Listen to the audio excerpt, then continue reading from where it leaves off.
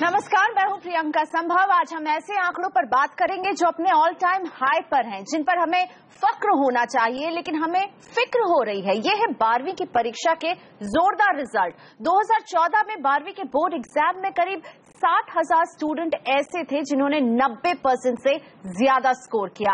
अकेले CBSE board में करीब 9,000 छात्रों ने 95% से ज्यादा मार्क्स हासिल किए। लेकिन इतने अच्छे नंबर के बावजूद छात्रों को उनके मनपसंद कॉलेज या कोर्स में एडमिशन नहीं मिल रहा है। छात्रों का एक ही सवाल है कि इतने नंबर के बाद भी आखिर मेरा नंबर कब आएगा? I scored 92%, but the college that I wanted to get in, I couldn't, because when I saw the first cutoff list, it wasn't matching, it wasn't even nearby. I had to wait for the second, and that phase was a disappointment phase, and I was demotivated. 95% तो कुछ रहा ही नहीं है. You cannot think, it's actually really hard to imagine getting below 95% because with below 95%, you cannot manage to get in any good college. For that matter, any decent college. As it is, the studies are getting tougher and we see people getting 99, 100% marks. And we have a lot of stress, we have peer pressure, we have parental pressure, we have a pressure of making a career. So it's pretty difficult out. Especially in places like Delhi, it's equivalent to 100%. So अब एक ऐसा pressure build हो जाता है इस situation पे आके. So probably हम भी अपने आप को encourage करते हैं that we'll work hard next year to get the required cut-off percentage. तो बोर्ड परीक्षा पर 28 अक्टूबर को एचआरडी मिनिस्ट्री 42 एजुकेशन बोर्ड के साथ एक अहम बैठक करने वाला है। सिलेबस, एग्जामिनेशन, इवैल्यूएशन सिस्टम पर बात होगी। लेकिन क्या मार्क्स देने पर, लीनियंसी पर जो सवाल उठ रहे हैं, उसका जवाब ढूंढेगी सरकार या नहीं, या फिर स्कूलों के बेहतर प्रदर्शन के ढोल पीटने का मौका देने के लिए बोर्ड के उदार मार्किंग का सिलसिला यूं ही चलता रहेगा? हमारे साथ हैं कुछ खास मेहमान, इस मुद्दे पर बात करेंगे। मेरे साथ हैं डॉक्टर DR सैनी, दिल्ली के जाने माने दिल्ली पब्लिक स्कूल आर के पुरम के प्रिंसिपल, मशहूर career counsellor Jitin Chawla, Lucknow studio से central board of secondary education यानी सीबीएसई के पूर्व चेयरमैन अशोक गांगुली, और साथ ही में दिल्ली यूनिवर्सिटी के ज्वाइंट डीन और मीडिया कोऑर्डिनेटर मलय नीरव जुड़ रहे हैं। सबसे पहला सवाल अशोक गांगुली सर आपसे पूछना चाहूंगी, इस बात की हमें खुशी होनी चाहिए कि स्टूडेंट जो है 98%, 99% लेकर आ रहे हैं, लेकिन चिंता ज्यादा लग रही है। आपको इस पॉइंट पर क्या लग रहा है, ये खुशी की बात है या चिंता करने की बात है? मैं अवश्य कहना चाहूंगा कि ये फिक्र करने की बात है, क्योंकि इधर देखा गया है कि विगत कई वर्षों से 3 चीजें सामने आ रही है। एक तो इन्फ्लेशन ऑफ मार्क्स, अंक स्थिति, दूसरा देखने में आ रहा है मैग्निफिकेशन ऑफ मार्क्स, और तीसरी स्थिति आ रही है लिबरल मार्किंग सिस्टम जो बोर्ड एग्जामिनेशन में देखा जा रहा है। किंतु इसके साथ मैं ये स्पष्ट कहना चाहूंगा कि इसका तात्पर्य ये नहीं है कि इसको देखते हुए कि हमारी 20वीं शताब्दी में जो हमारी असेसमेंट सिस्टम थी, जो परीक्षा पद्धति थी, उसको हम रिविजिट करें या रीइंट्रोड्यूस करें। पर इन्फ्लेशन ऑफ मार्क्स एक चिंताजनक स्थिति है। मार्क्स की जो ये बारिश हो रही है डॉक्टर सैनी, ये बच्चे किस चक्की का आटा खा रहे हैं कि 98%, 99% ला रहे हैं, या आप ऐसा पढ़ा रहे हैं कि 98 और 99% से कम आने की गुंजाइश नहीं बच रही? क्या हो रहा है? चिंताजनक बात है ये। बिल्कुल चिंताजनक बात है, क्योंकि मेरे स्कूल का ही बताता हूँ। हिस्ट्री के अंदर आपने सुना नहीं होगा कि 100 आते होंगे। मेरे स्कूल में 7 बच्चों के 100 है हिस्ट्री के अंदर, जो कभी हमने सुना ही नहीं था। पीछे 2-3 साल पहले सुनते ही नहीं थे कि हिस्ट्री में 100 आते हैं। अभी 7 बच्चों के 100 हैं, और टोटल 36 स्टूडेंट के 100 in different 12 subjects. So you can imagine what is the reason. क्या रीजन है? Reason according change of the pattern, the question paper and marking, and as sir said, Mr. Ganguly said rightly, moderation. Moderation you are giving grace, you are giving तलवार है वो नहीं marks बढ़ा रही है। History के associate professor है Malay Nirav, Saint Stephen's College में। मलय सर, हिस्ट्री में 100 में से 100 आते हैं, आने चाहिए, लेकिन जिन लोगों को 100 में 100 आते हैं, उनमें से कितने ऐसे हैं जो 60% से भी अधिक अंक दिल्ली विश्वविद्यालय में ऑनर्स में प्राप्त कर पाते हैं? अगर आप ये आंकड़े देखेंगी तो आपको बहुत आश्चर्य होगा। ये कौन सी परीक्षा पद्धति है? क्या जांच रहे हैं हम? क्या हम स्टूडेंट्स की मेरिट और प्रतिभा को जांचने की एक ऐसी प्रणाली विकसित कर पाए हैं जिससे हमें पता चल पाए कि कौन सा विद्यार्थी, कौन सा छात्र, कौन सा परीक्षार्थी कितने पानी में है? क्या हम इस पे सवालिया निशान कभी खड़े करते हैं कि ये परीक्षा की प्रणाली जो हमने अपनाई हुई है या सही है या गलत है? क्या इसको जांचने की हमने कभी कोशिश की है कि जो छात्र 100 में से 100 ला रहा है उसे उस विषय का कितना ज्ञान है? मैं आपको सिर्फ बहुत ही दुखी मन से एक बात बताना चाहता हूं, 2,30,000 40,000 छात्र दिल्ली विश्वविद्यालय में इस बार भी उन्होंने आवेदन किया। ये बात सही है कि एक दिल्ली विश्वविद्यालय है, अनेक होने चाहिए, कहां से सबको जगह मिलेगी? मगर अगर आप, जैसे कि हमारे डॉक्टर सैनी ने कहा, अगर आप मार्क्स देखें तो ये इन्फ्लेटेड मार्क्स हैं या नहीं, मार्क्स का कोई मतलब नहीं है। ये बहुत ही आश्चर्य की बात है कि आपने ये आंकड़ा कैसे बना लिया, किस तरह से आपने ये पैमाना बनाया कि आपने सोचा कि जिसे 100 आए हैं वो इसी 100 के लायक है। बिल्कुल, यानी जो क्वालिटी ऑफ प्रोडक्ट निकल रहा है इस छात्रों को आप गुमराह कर रहे हैं। बिल्कुल सर, यानी आप ये कह रहे हैं जो क्वालिटी ऑफ प्रोडक्ट निकल रहा है, जो 100, 98%, 99% ला रहा है, उस पर सीरियस सवाल जितिन खड़े हो रहे हैं कि अगर वो 98% स्कूल में ला रहा है तो कॉलेज में आकर के क्या हो जाता है कि 60% तक लाना जो है मुश्किल रहता है। जो कंटेंट है वो भी काफी केस में पुराना है और उसकी भी जरूरत है। प्रैक्टिकल साइड में जो बच्चे बिल्कुल ही आगे हैं, इंटरनेशनल एक्सपोजर है, वो लोग तो वेबसाइट्स पर ऑनलाइन कोर्सेरा जैसे MOOC ऐसे मैसिव ओपन ऑनलाइन कोर्सेज से कुछ चीजें करके सीख पा रहे हैं, समझ पा रहे हैं। बट एक बहुत सारी 99% जनता है जिसको कोई हवा नहीं है। तो अभी प्रैक्टिकल साइड भी नहीं है एजुकेशन में। एक तरह से एक सिस्टम बन गया है where rote learning is there. आप इसी तरीके से करो तो आप मार्क्स अच्छे ले आओगे। एप्लीकेबिलिटी क्या है, एनालिसिस करने की शक्ति नहीं है, लेकिन रोट लर्निंग के जरिए 99% तक हासिल हो रहे हैं। फिर भी देश का छात्र पूछ रहा है मेरा नंबर कब आएगा। हमारी ये चर्चा इन खास मेहमानों के साथ जारी रहेगी। अभी हाजिर हो रहे एक छोटा सा ब्रेक लेकर। Welcome back. मेरा नंबर कब आएगा? छात्रों को मिल रहे हैं भयंकर नंबर, 99%, 100% तक स्कोर आ रहे हैं CBSE में स्टूडेंट्स के, लेकिन उसके बाद चिंता ये है कि ये स्कोर्स इन्हें कहां ले जा रहे हैं। मेरे साथ हैं CBSE के पूर्व चेयरमैन अशोक गांगुली जी। गांगुली सर, जिस लीनियंसी से मार्क दिया जा रहा है, ये छात्रों के भविष्य के साथ खिलवाड़ नहीं होगा? क्योंकि शायद वो उस लेवल पर समझ नहीं पा रहे और वो अगला कदम अपनी जिंदगी का अहम उठाएंगे। जो मार्क्स उन्हें सही में जो दिए जा रहे हैं वो शायद वो डिजर्व नहीं कर रहे हैं यहाँ पर।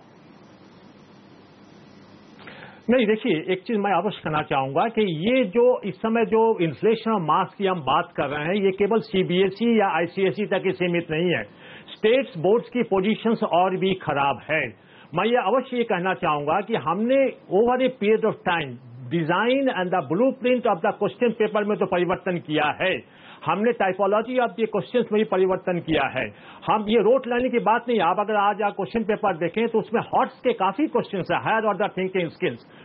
बट मुश्किल बात यह है कि हमारी जो प्रोसेस है, जो हमारी जो इवैल्यूएशन प्रोसेस है, जिसमें एग्जामिनर्स को किस ढंग से जो है उस आंसर्स को जो है मूल्यांकन करना चाहिए, उसमें पर्याप्त सुधार की आवश्यकता है। ये पहली बात है। और दूसरी बात हम ये कहेंगे, यदि हम रॉ मार्क्स पर हम अगर बच्चों का परफॉर्मेंस हम दिखाएं तो आप देखेंगे कि 100 मार्क्स या 90 मार्क्स के ऊपर जो है बहुत कम पाएंगे। गांगुली सर, 4 से 5% से अधिक नहीं होनी चाहिए। स्टेट एजुकेशन बोर्ड्स पर भी ये प्रेशर है कि आप दिखाइए कि आपने इतने बच्चों को पास किया है। एक ये नाक का सवाल है कि हमने देखिए हमारे यहाँ इतने परसेंटेज ऑफ फेल्ड बच्चे इतने कम रहे हैं, हम इतना बेहतर प्रदर्शन किए जा रहे हैं, इस चक्कर में ये ग्रेस मार्क और मॉडरेशन ऑफ मार्किंग किए जा रहे हैं बोर्ड्स अंधाधुंध। नहीं, देखिए, स्टेट बोर्ड्स के बाद दूसरी स्टेट बोर्ड्स की मुश्किल यह है कि उन्होंने अपने टेस्टिंग टूल्स में कोई सुधार नहीं किया है। पर ये देख रहे हैं हमें अगर दिल्ली यूनिवर्सिटी में एडमिशन लेना है तो यदि हम बच्चों को हम इन्फ्लेट करें मार्क्स को तो हमारे बच्चों को अच्छी मौका मिलेगा दिल्ली यूनिवर्सिटी में एडमिशन के कारण। तो स्टेट बोर्ड्स की स्थिति और भी खराब है, जहां किसी प्रकार की कोई सुधार न करते हुए आप अंधाधुंध जो है आप लीनियंट मार्किंग कर रहे हैं, आप मार्क्स को जो है मैग्नीफाइड कर रहे हैं। तो ये एक अलग प्रक्रिया जिसमें इसमें हमें गंभीर रूप से सोचना पड़ेगा। बिल्कुल हम नहीं कहें कि मॉडरेशन मार्क्स मत दीजिए, तो बहुत सुंदर दिखते हैं मार्कशीट पर, लेकिन इसका नतीजा क्या हो रहा है? देखिए, नतीजा मैं आपको बताऊं इससे पहले जरा मैं इस विषय को भी टच कर लूं जो अभी आपने उठाया था। स्टेट बोर्ड्स के बीच होड़ लगी हुई है, कंपटीशन हो गई। मुझे याद है 10 साल पहले उत्तर प्रदेश बोर्ड में अगर आपके 85% अंक आते थे तो आप बोर्ड के टॉपर होते थे। लेकिन जब उन बच्चों ने देखा और बोर्ड ने देखा कि इतने अंक आने के बाद भी सीबीएसई आईसीएसई से जो लोग निकल रहे हैं उनकी अपेक्षा हमारा बच्चा नहीं एडमिशन ले पा रहा है, तो उन्होंने अपने बोर्ड के स्टैंडर्ड्स को भी उसी तरह से लीनियंट किया जैसे सीबीएसई ने किया। तो एक कंपटीशन बोर्ड्स के बीच भी है कि हमारे बच्चों को दूसरे बच्चों के बराबर मार्क्स आए, हमारा बच्चा क्यों इसमें मार खाए सीबीएसई की अपेक्षा। इसका क्या जवाब है वो मैं थोड़ी देर बाद दूंगा। जहां तक आप इसका नतीजा पूछ रही हैं कि जो ये हो ये रहा है कि जो प्रतिभावान हैं, प्रतिभा की सही पहचान नहीं हो रही। देखिए, मॉडरेशन को हम अगर दोषी ठहराएं तो मॉडरेशन तो पहले भी होता था। मॉडरेशन का मतलब क्या होता है?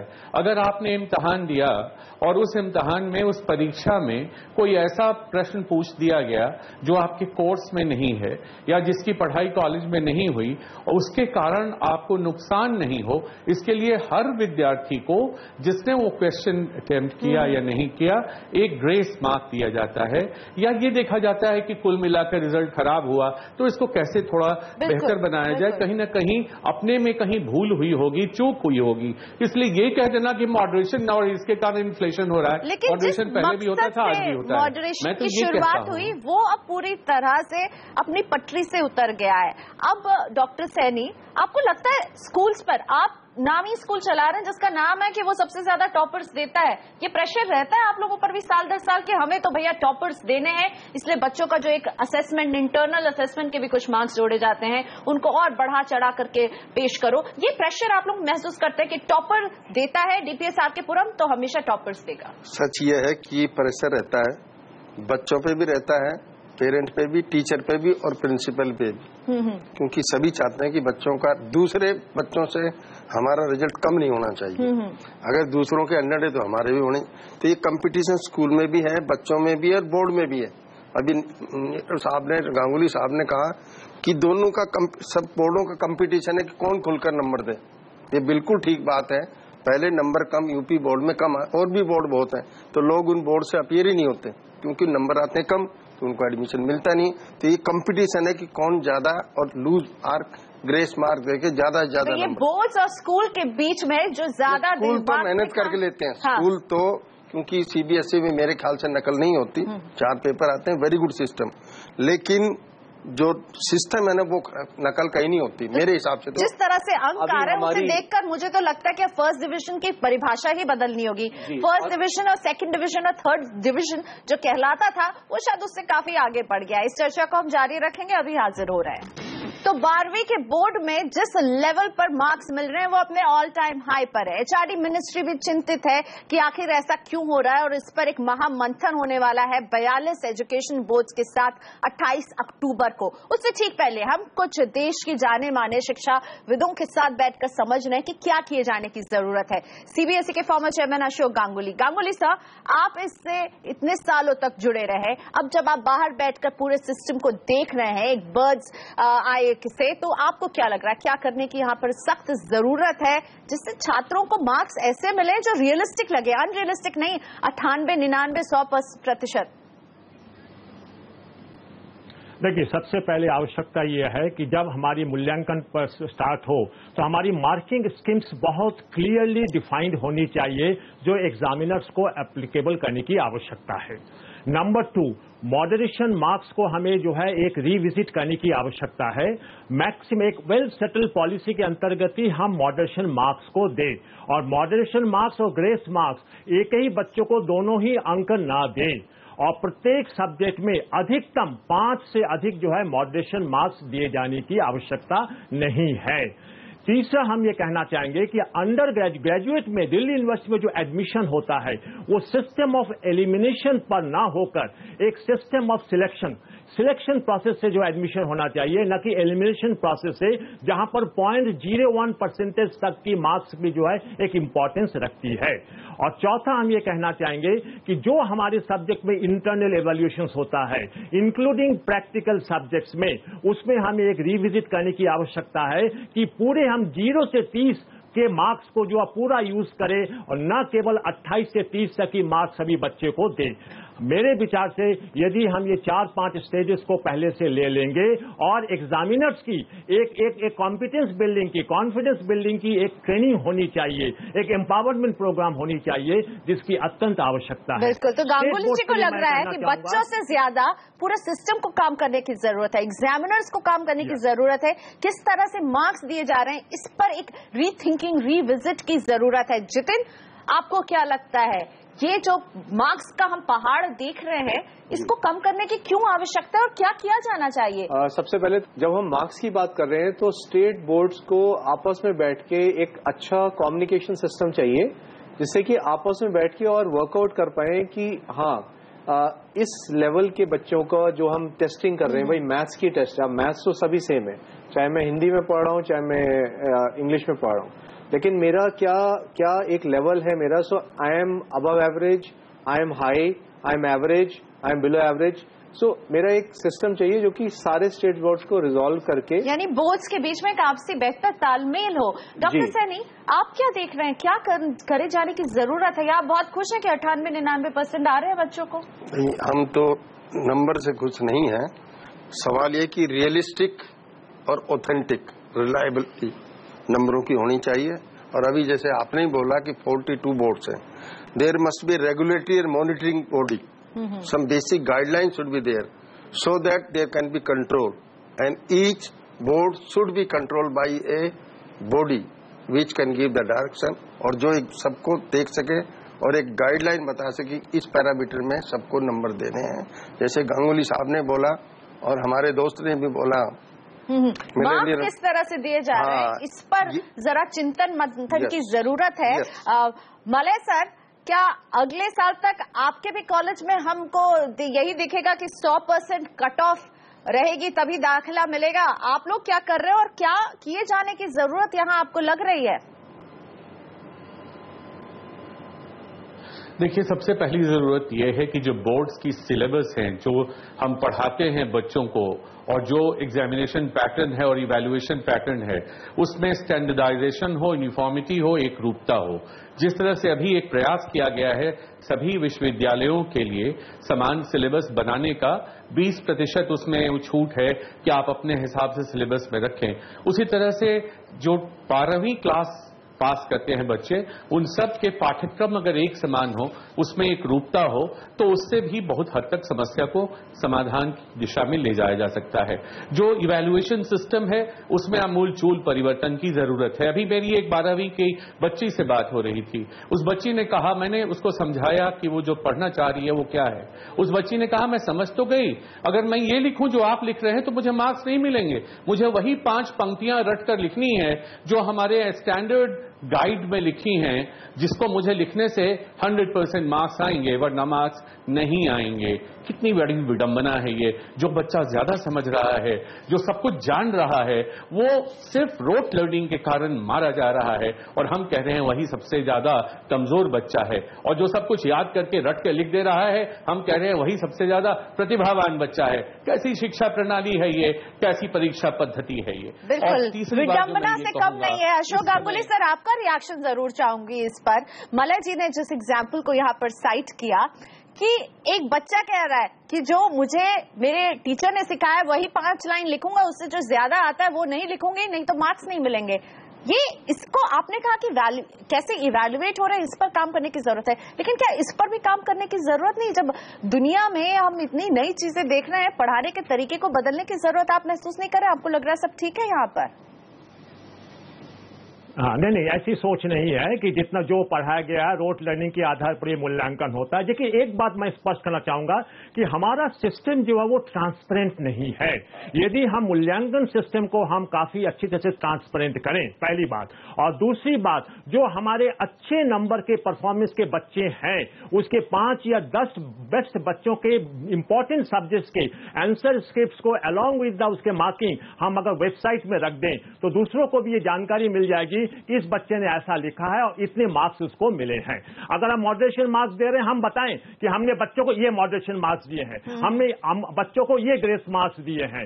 ये जब तक हम ट्रांसपेरेंट नहीं करेंगे और चीजों को एक हिडन रखेंगे तो ये स्थिति उत्पन्न रहेगी और आगे की समस्याएं और बढ़ने की वो रहेगी। शुक्रिया यहाँ गांगुली सर आपका, मेरे तमाम पैनलिस्ट का, और इस पूरी बातचीत से जो निकल कर आ रहा है कि स्टैंडर्डाइजेशन की जरूरत है, पारदर्शिता की जरूरत है, और तभी जाकर हमारा एजुकेशन सिस्टम जो है वो अगले एवोल्यूशन के अगले कदम को उठाने के लिए तैयार होगा। नमस्कार।